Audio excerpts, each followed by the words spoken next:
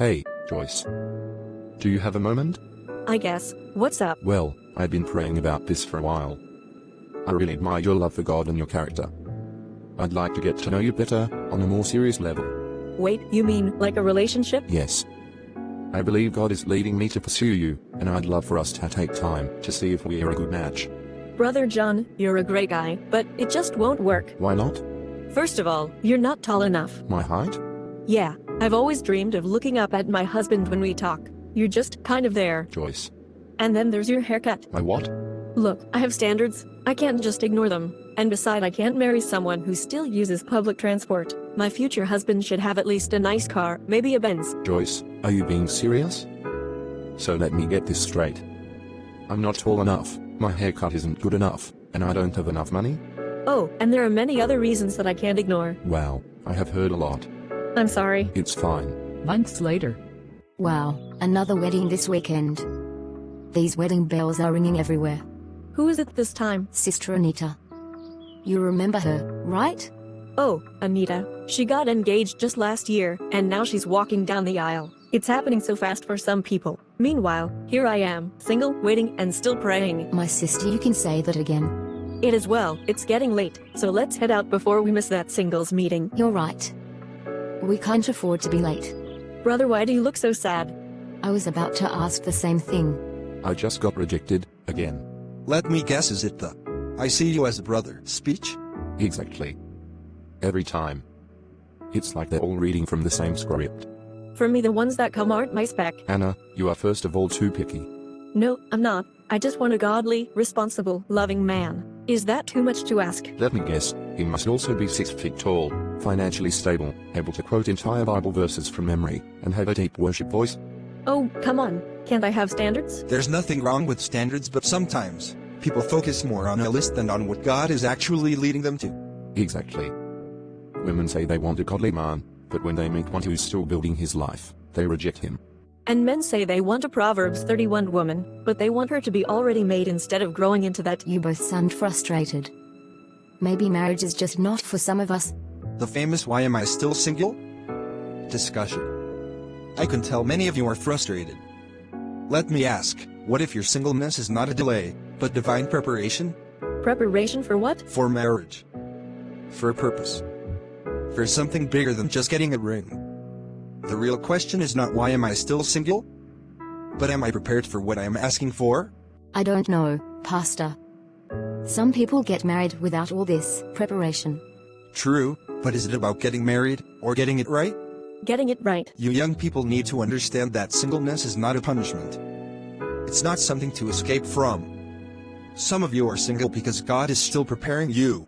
Some of you are single because you keep rejecting people for the wrong reasons. And some of you are single because you are chasing personal desires, not God's will. That's deep. The key is not just praying for a spouse, but becoming someone who is ready for marriage. The Bible says in Proverbs 18:22, "He who finds a wife finds a good thing." But ask yourself, are you a good thing to be found? And you young men, you keep saying you want a godly woman, but have you truly become a godly man? Thank you for these words of wisdom. You're welcome. Know that singleness is not punishment, it's preparation. Don't forget to come to our next conference. Pastor, that was refreshing. Yes, that's true. Months later. Sister Rachel, I'm glad you came. So what's up? Well, I've been praying about this, and I really admire your passion for God. I'd like to get to know you better. Get to know me. In what way? In a serious way. As in courtship, with the intention of marriage. Before I even consider this, let me ask you a few questions. Sure, go ahead. How many hours do you pray daily? I pray every day, but I don't time it. Some days it's an hour, sometimes more. Can you pray in tongues for at least 3 hours straight? I do pray in tongues, but I don't count the hours. Daniel, this is serious. I need a man who is deeply rooted spiritually. The head of my home must be a firebrand for the Lord. I love God, I serve in church, I lead Bible study. Isn't that enough? And another important thing, what about your educational qualifications? Do you have a master's degree? No, I have a bachelor's degree. That's another thing.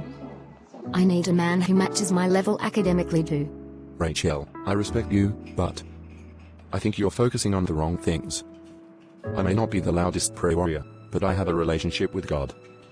I may not have a master's degree, but I'm hardworking and have vision. Don't you think true love and partnership should be based on more than just ticking off the checklist? I have standards, Brother Daniel. If I compromise, I could miss God's best for me. I see. Months later. Lord, why am I still single? I've been faithful, I've served you, I've kept myself pure. Why hasn't my husband come yet? To fast more. John, we need to talk? About what, Mom? About that girl, Anita. The one you've been talking to. What about her? She is not the one for you. I don't like her. Mom, please not again. Anita is a good Christian, she loves God, she's intelligent. Does she come from a good family? Will she respect our culture? Mom, this is my life. And that's why we are guiding you. Don't make a mistake. There are better girls out there, girls from good families, girls who understand our values. So, what are you saying? That I should dump Anita just because you and Dad don't approve? Yes. There are many girls out there. You can't be serious, I'm leaving. So, how's it going with Anita? Complicated. My parents don't approve. They say she's not the right one. But do you love her? Of course I do. Bro, sometimes, our parents mean well, but they don't always know what's best for us. You're the one who will marry her, not them. I don't know, David. I just feel confused. Pray about it, and when God reveals she's the one, pray for your parents' hearts to soften to accept her. There is nothing God can't do. You're right. Let me get back to my office. Sure, man. Thank you again. Bro, what's on your mind? You look like a man in love. Actually, I think I am. Oh? Who's the lucky girl? Her name is Esther. She's amazing, kind, prayerful, humble. I really believe she's the one. Wait, Esther? As in the Esther from our church? Yeah, why? Bro, have you seen the way she dresses? She looks like she's still in the 90s. No sense of fashion at all. Come on, man. She's not that bad. Not that bad? My guy, do you really want to be walking around with someone like that? People will think you married your auntie. That's enough. Sorry, man. Weeks later. Welcome again to another session of our singles conference, titled Why Am I Still Single? I know many of you are wondering, why haven't I found the right person? Or am I being too selective? Maybe you're feeling pressure from family or friends. Today, we're going to have an open and honest conversation about this. Let's take some questions. Thank you very much for this opportunity, Pastor. I've been wondering, what if someone comes to me for a relationship, but they don't have all the qualities I want in a husband? Should I wait for my perfect match? Joyce, that's a question many people struggle with. But let me ask you, who created your list? Was it God, or was it influenced by movies, social media, and unrealistic expectations? It's good to have standards, but sometimes, we hold on to a fantasy and overlook real potential. The question is, are your expectations aligned with God's wisdom or just personal preferences? Many people have rejected godly spouses because they were looking for a fantasy. Wow, I see. Pastor, what if I meet a woman who is a good Christian, but I don't like the way she dresses? Maybe she doesn't dress stylishly or doesn't know how to present herself well in public. What should I do? That's a valid question, John. First, let's be honest, attraction matters in a relationship. God designed us to be drawn to our spouse. But the key is to ask, is it a matter of preference, or is it something that truly affects the person's value? If a woman's dressing is a matter of modesty and personal growth, remember that people can learn. Sometimes, all she needs is guidance, not rejection. If she is godly, kind, and has a good heart, why not lovingly encourage her? However, if you feel zero attraction to her, don't force yourself into the relationship out of pity or pressure. But also, don't reject a good woman for shallow reasons. Character and heart are more important than fashion choices. Pastor, I've always been told that as a Christian woman, I should marry a strong spiritual leader. But I find myself rejecting every man because I feel they aren't spiritual enough. I ask questions like, can you pray? Do you speak in tongues? Are you deep in the Word? Am I being too strict? Rachel, wanting a godly man is great. But let's remember, spirituality is about fruit, not just performance. Some men can pray for hours but lack kindness. Others may not be loud in prayer, but they walk in obedience, humility, and love.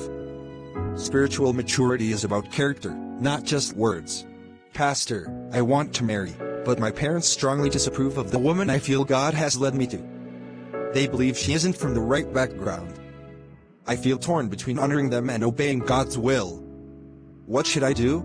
John, family is important, but marriage is between you, your spouse, and God.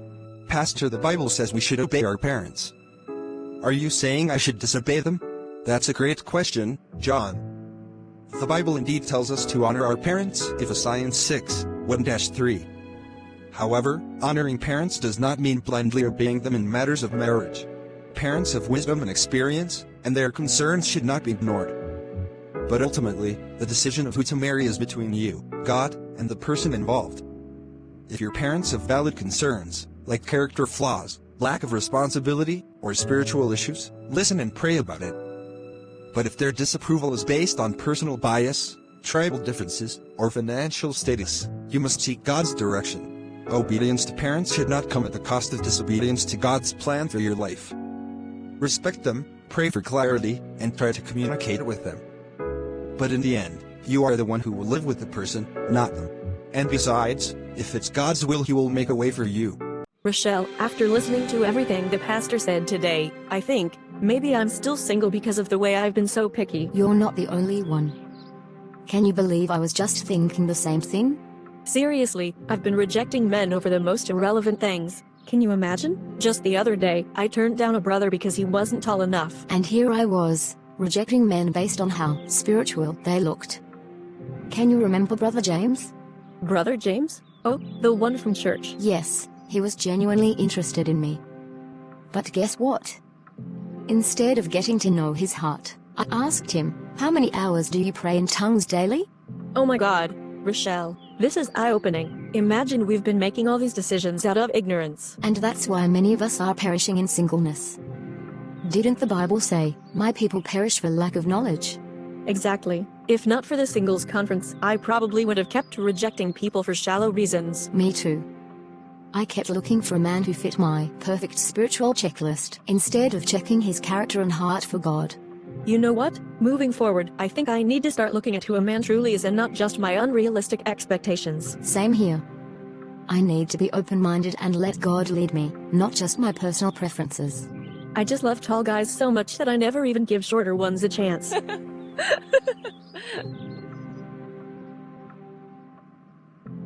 And I love spiritual giants so much that I forgot God looks at the heart, not the performance. I thank God for conferences like this. Honestly, this has changed my perspective completely. Me too. From now on, we let God's wisdom lead, not our personal checklist. God's plan for your marriage may not fit your personal checklist. Open your heart, seek wisdom, and trust Him to guide you. The end.